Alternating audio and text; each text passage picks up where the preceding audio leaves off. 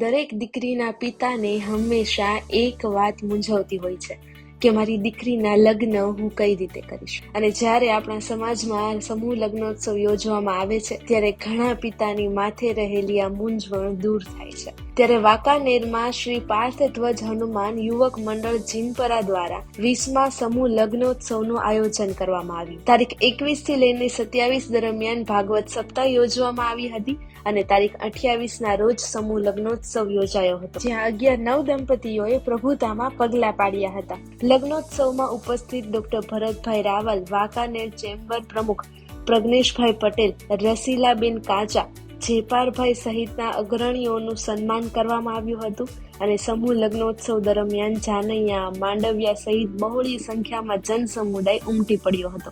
સમગ્ર આયોજન સફળ બનાવવા છેલ્લા 20 વર્ષથી શ્રી પાર્થધ્વજ હનુમાન યુવક મંડળ જીનપરાના કાર્યકરો દ્વારા અવિરત જહેમત ઉઠાવવામાં આવી રહી છે.